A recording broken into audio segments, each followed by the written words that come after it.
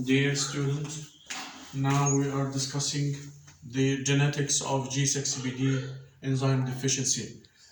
Genetics include two main points, mode of inheritance, and the second is genetic abnormality.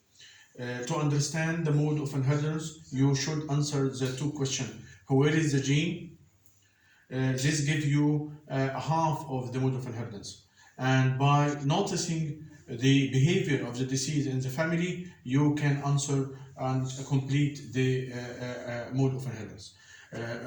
Firstly, where is the gene of G6PD is present upon the short arm of X chromosome. This is X chromosome. The gene of G6PD is present upon the short arm of X chromosome, as you know, which is one of the acrocentric chromosome. So it is X-linked. Now, the remaining half of the mode of inheritance, recessive or dominant. This comes after the behavior of the disease in the family. If the disease is skipping one generation of the family, so it is called recessive disorder. If the disease transmitted from one generation to the second, to the third, vertical transmission, this is called dominant. Our disease is skipping the parents' generation, so it is called X-linked recessive disorder. X-linked because of the gene is present upon the short arm of X chromosome.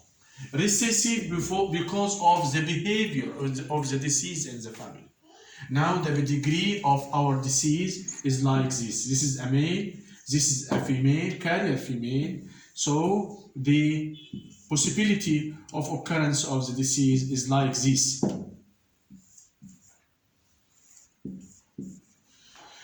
Quarter of the half of male of this carrier female are deceased.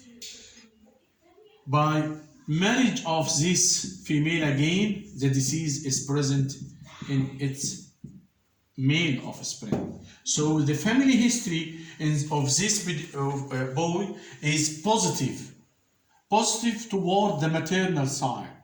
His maternal uncle has similar condition. So by knowing that the mode of inheritance of the disease is X-linked, so the disease is transmitted from the female carrier to male offspring. This is number one. So firstly, clinical manifestation after knowing the mode of inheritance. Number one, the disease is transmitted from the female carrier to her male offspring. So the disease is more common in boys, more common in boys. Number two, family history may be positive. If it is positive toward the maternal side, maternal uncle. So the family history may be positive toward the maternal side.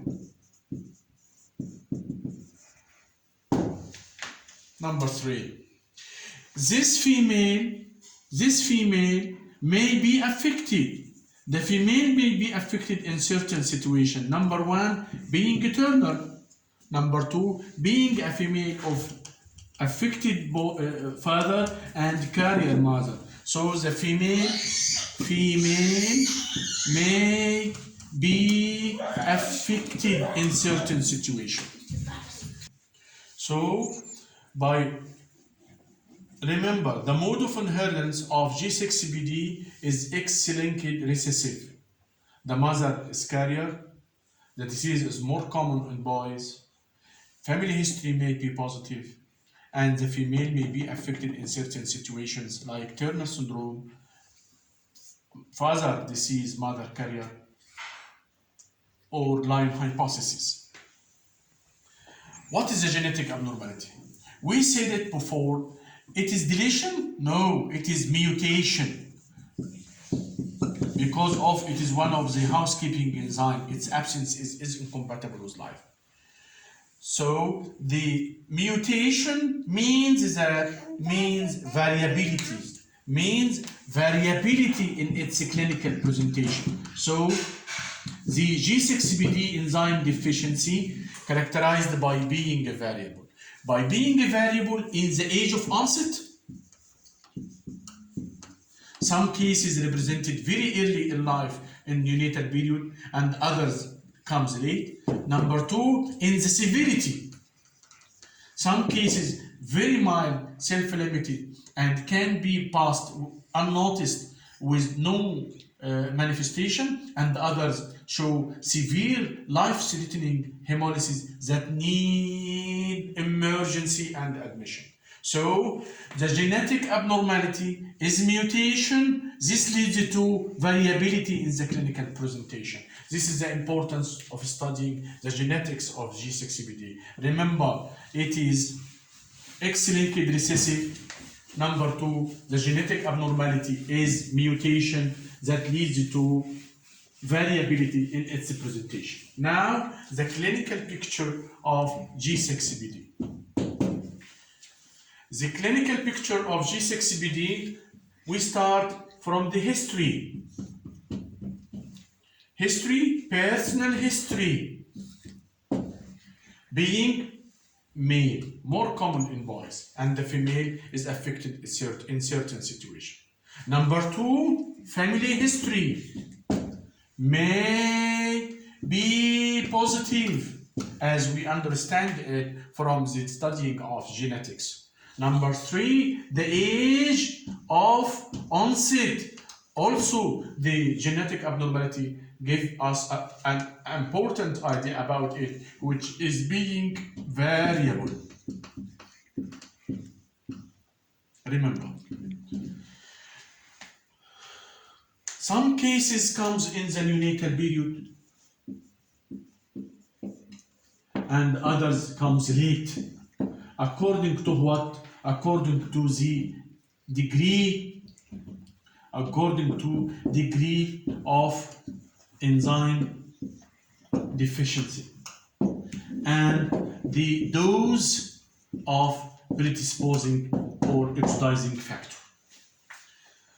After history and age of onset, now there is a very important issue, which is exposure, history of exposure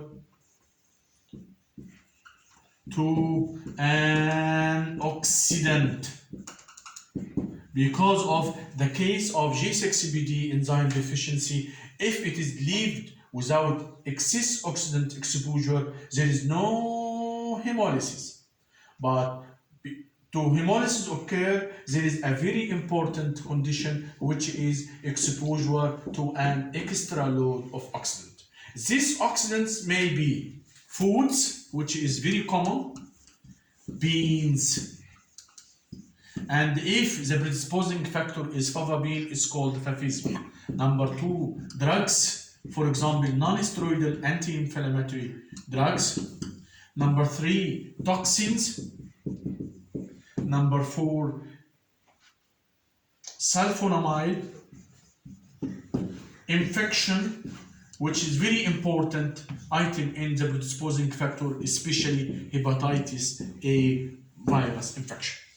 So our case, most commonly male, with or without positive family history toward the maternal side, with variable age of onset that depend upon the degree of enzyme deficiency and the dose of the predisposing factor, with definitive history of exposure to an extra load of oxidants. After exposure to the oxidant, there is widespread hemolysis, which is very important to know where is the hemolysis. The main site of hemolysis is intravascular. This is a very important difference between the acute hemolytic anemia and the chronic hemolytic anemia, is the main site of hemolysis. Again, the main site of hemolysis in G6PD enzyme deficiency is intravascular. Widespread hemolysis of the RBCs occur in the circulation, with depression of hemoglobin becomes free in the circulation.